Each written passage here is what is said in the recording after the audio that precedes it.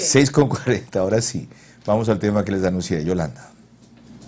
Gracias, Carlos. Un gusto contar con usted y gracias por acompañarnos tan temprano, doctor Ismael Quintana. Vamos a hablar sobre el ELCAL. Por segunda ocasión, el Consejo de Administración Legislativa le devuelve el proyecto de ley denominado de protección a la dolarización, esta vez por considerar que tiene 14 elementos de inconstitucionalidad. ¿Desde cuándo pueden ellos calificar los temas constitucionales? ¿Tienen competencia para ello, el CAL? Buenos días, doña Yolanda, un abrazo para usted, un abrazo para Carlos y para la audiencia de Max TV. Desde nunca le debería decir, porque el Consejo Administrativo de la Legislatura, como su nombre lo indica, de conformidad con el artículo 122 de la Constitución, es un órgano que se encarga de los aspectos puramente administrativos de la Asamblea Nacional. Para eso está concebido, es decir, para manejar el presupuesto de la legislatura, para manejar temas de talento humano, para manejar temas sancionatorios.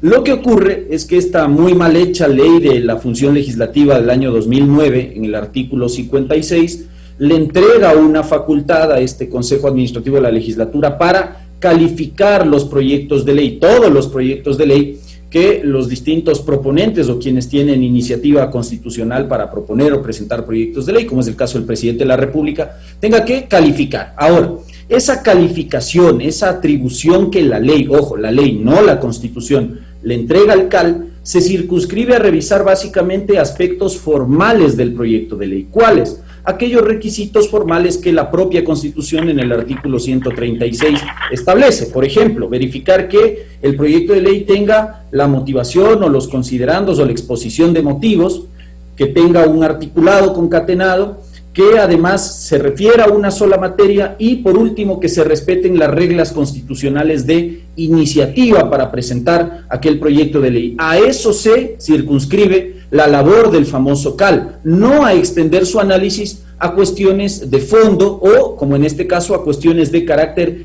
constitucional. Es decir, el CAL, en este caso, con el segundo rechazo, la segunda no calificación al proyecto de ley de defensa de la dolarización, ha asumido atribuciones que constitucionalmente le competen o le compete a otro órgano, como es la Corte Constitucional. En el país, el único órgano que nos puede decir finalmente si es que una norma vigente, además, es contrario o no a la Constitución por el fondo, por la forma, es la Corte Constitucional, ni siquiera el Pleno de la Asamblea Nacional, peor un órgano administrativo compuesto por 7 legisladores, aunque en esto hay que aclarar que la decisión se toma por parte de 4 de los 7 integrantes de este Consejo Administrativo de la Legislatura, así que con la normativa vigente no hay competencia para aquello.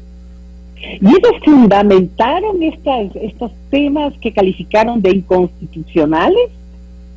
¿Hubo una fundamentación del tema o simplemente mandaron así abiertamente, diciendo hay 14 temas que pecan de inconstitucionalidad? A ver, lo que dice la ley primero, lo que dice la ley es cuando el CAL no encuentra que este proyecto de ley cumple con los requisitos a los que me refería hace un momento nada más, le tiene que no calificar a este proyecto de ley y tiene que notificar de aquello al proponente, en este caso al presidente de la República, indicándole los motivos o las razones por las cuales no ha dado paso al trámite o al tratamiento de ese proyecto de ley. Eso dispone el artículo 56 de la Ley de la Función Legislativa. ¿Qué pasa con la decisión de hace un par de días? Que el CAL lo único que hace es no calificar la ley de defensa de la dolarización, indicando que podrían presentarse potenciales inconstitucionalidades en ese proyecto de ley. Sin embargo, no le dice al presidente de la República cuáles son esas supuestas 14 inconstitucionalidades que han encontrado. Cuestión que, como le insisto, por último, deberían hacerle saber para que el jefe de Estado pueda, en todo caso, corregir si es que ellos se han ya puesto el disfraz de jueces constitucionales, al menos haga bien la tarea, no me diga, no se invente inconstitucionalidades, cuando en realidad detrás de eso lo que hay es un mensaje claramente político. No nos da la gana de tramitar el proyecto de ley, no nos interesa proteger la dolarización, nos vale un pepino la economía del país, pero disfrazo esa decisión política bajo una leguleyad, bajo un argumento que no tiene sustento constitucional ni legal. ¿Hasta cuándo tiene la ciudadanía que soportar este tipo de burlas y de actuaciones eminentemente políticas de sus legisladores? ¿Existe alguna instancia legal a la que se pueda acudir para reclamar, denunciar, demandar, lo que sea, de que estos señores no están cumpliendo con sus competencias y se han ido más allá de las mismas, lo cual amerita sanción?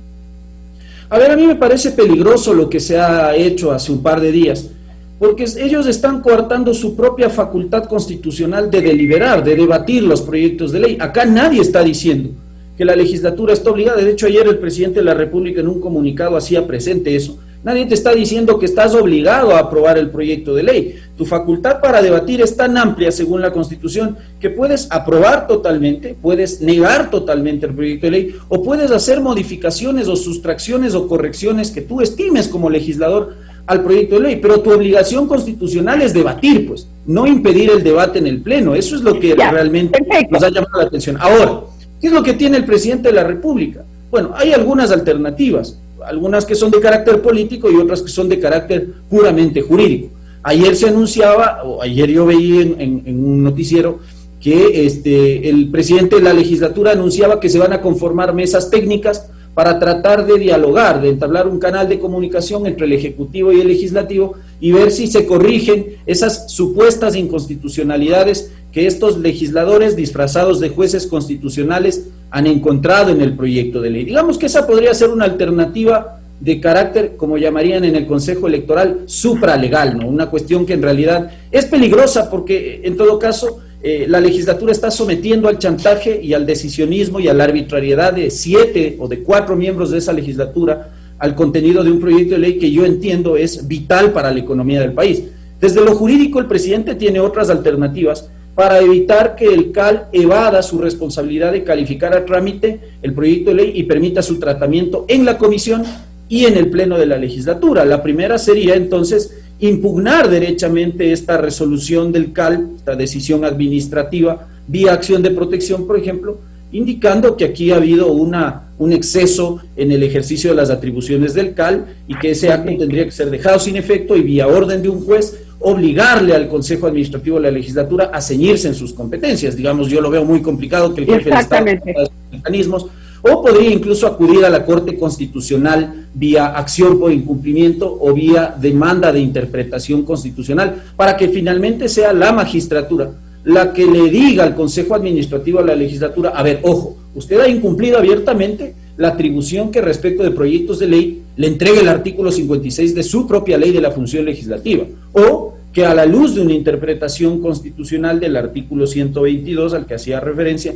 le indique la Corte Constitucional al Consejo Administrativo de la Legislatura, estas son sus atribuciones, y no las de ejercer un control de constitucionalidad que nos corresponde a nosotros. Gracias, doctor. No dejo de preguntarme si es que no hubo aquí arrogación de funciones por 4 miembros del CAL, pero se me acabó el tiempo. Vamos con Carlos Vera, que tiene más para ustedes del puerto principal. Yolanda, gracias. Usaste muy bien tu tiempo, porque lograste que el doctor Quintana mostrara salidas. Ahora, lo que yo le pediría luego, si es posible, en el caso de que haya examinado la ley, es que propusiera alternativas si alguno de los artículos tienen visos de una interpretación de inconstitucionalidad para eliminar los pretextos. Sin embargo, usted fue más allá, hizo una afirmación categórica. A la Asamblea no le interesa proteger el sistema económico y el régimen de dolarización. ¿Por qué? No cómo, se expresa en esta decisión, evidentemente, ¿no? 4 de 6 creo que son en contra, 3 de esos 4 son del partido de gobierno, el cual el presidente tardíamente se desafilia. Se abstuvo Patricio Donoso, que es de Creo, votó a favor de que pase el proyecto Cristina Reyes del PCC. Pero esta afirmación suya es categórica, la repito, a la Asamblea no le interesa proteger el sistema económico y el régimen de dolarización. A ver, ¿por qué yo afirmo esto? Porque si le interesaría, por último, debatir el tema y cuidar en términos generales la dolarización, daría paso al tratamiento del proyecto de ley, calificarían ese proyecto de ley y habrían ya enviado a la comisión especializada permanente que corresponda para en esas arenas debatir si realmente es económica, políticamente conveniente el proyecto de ley en los términos que el presidente de la República lo ha redactado. Pregunté mal, es decir, no, evidentemente se prueba en esa actitud que usted afirma. Pero pregunté mal. ¿Por qué no le interesa eso a la Asamblea? No pregunté cómo se demuestra que no le interesa. ¿Por qué no le interesa proteger el sistema económico y el régimen de dolarización a la Asamblea. A ver, puntualizo entonces, probablemente como esto no llegó al seno de la Asamblea Nacional, tal vez a los que de momento no les interesa son a 4 de los miembros de esa Asamblea Nacional. Ajá. Y usted daba un dato importante, hay 3 legisladores que integran el CAL, que pertenecen a la bancada exoficialista de Alianza País, y que curiosamente no ganaron una sola curul para la reelección en la Asamblea Nacional, entre ellos el señor César Litardo. Entonces me parece que la cuestión tiene que ver con un mensaje eminentemente político. No gané la reelección, ya este gobierno está de salida, y por lo tanto lo que me conviene más bien es ver por dónde me voy acomodando, por dónde mi accionar legislativo en estos últimos meses se va acomodando, de tal manera que me parece a mí que estos legisladores vuelven al origen del cual salieron, es decir, al origen correísta. Porque mire, qué curioso que el candidato del correísmo, un día antes de que se tome esta decisión en el CAL, decía que el CAL no debía dar tratamiento o dar paso al tratamiento de este proyecto de ley. Y oh sorpresa, en la mañana siguiente, con los votos de estos 3 legisladores, más uno de Sociedad Patriótica, que también su partido le viene haciendo juego al correísmo, pues curiosamente se toma esta decisión. Entonces me parece que la cosa es intentar congraciarse con un candidato que está en segunda vuelta, y con esto, por supuesto, torpedear, en términos generales, el interés público de la nación, que, vuelvo a insistir, debería en todo caso ser debatido en el tratamiento del proyecto de ley y no torpedeado por una decisión administrativa de un órgano administrativo. Lo dice usted con mucha claridad y elegancia. Yo lo voy a decir de otra manera. Se están poniendo en 4 con Arauz, ¿ok? Y le están diciendo, miren, aquí está el Banco Central a las órdenes, sírvase nomás para tomarse las reservas que ustedes quieren cuando ganen. Lo cual supone que además asumen que los otros van a ganar. La siguiente cuestión. La fiscal general hizo una consulta o pidió una opinión a la Corte Nacional antes del acto urgente, por el cual le pedía al CNE una copia de su base de datos ante la denuncia que había de un posible delito electoral, lo cual le obligaba a precautelar la evidencia. La Corte Nacional le dio una opinión de que le parecía constitucional el proceder o que no iba en todo caso contra la Constitución. Ese proceder, ¿es a la Corte Nacional a quien debió consultar o a la Corte Constitucional a quien debió consultar? A ver, en esto me parece que no debió haber consultado a nadie la doctora Salazar, porque en proceso electoral ningún funcionario es intocable, y me estoy refiriendo precisamente a los integrantes del Consejo Electoral y a los jueces del Tribunal Contencioso Electoral. Es decir, este señalamiento que se ha hecho del famoso artículo 16 de la ley electoral, como que si esa norma exime al funcionario de someter su conducta, al funcionario electoral, por supuesto, al principio constitucional de responsabilidad, es una interpretación arbitraria, antojadiza y totalmente desubicada de los miembros del Consejo Electoral. En este sentido, lo que le quiero decir es que los órganos de control, como la Fiscalía, como la propia Contraloría, aunque esté en marcha un proceso electoral, no ven suspendidas, no ven limitadas, no ven eliminadas sus atribuciones constitucionales. En este caso, la atribución constitucional y la obligación constitucional de Fiscalía, de conformidad con el artículo 195 de la Constitución, es investigar aquellas denuncias que se presentan por el posible cometimiento de delitos, en este caso de acción pública. Así que la fiscal es la titular de la acción penal pública, no tiene que pedir autorización a nadie para desplegar sus competencias cuando alguien le ha presentado formalmente una denuncia. En todo caso, a mí me parece que el Consejo Electoral está jugando con fuego, porque hasta ahora no toman una decisión respecto a facilitar la entrega de esa información que la doctora Salazar ha pedido. Sí la toman. Perdón, ahí es al revés. Sí la toman. Han tomado la decisión de negarlo. Estaban sacando la copia ante un notario y le interrumpieron. Es decir, ya hay 2 decisiones. Se niegan a ese pedido de la fiscal y se han negado a la auditoría de la Contraloría. ¿Qué delito comete el CNE cuando se niega a proceder legalmente como se lo exigen estas 2 autoridades?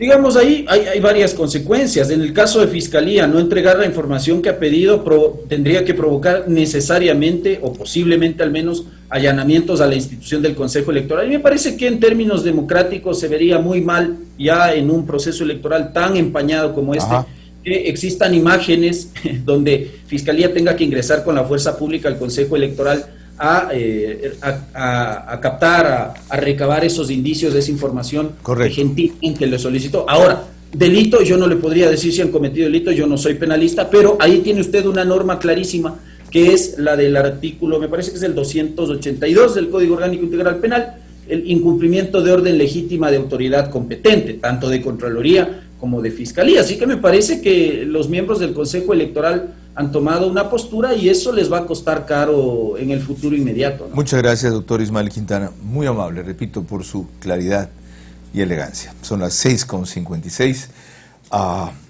En el evento de que en efecto se configure un delito con la conducta del CNE, la única diferencia es que no pueden ser enjuiciados en este momento y deben ser enjuiciados por el próximo Congreso, que es la próxima Asamblea.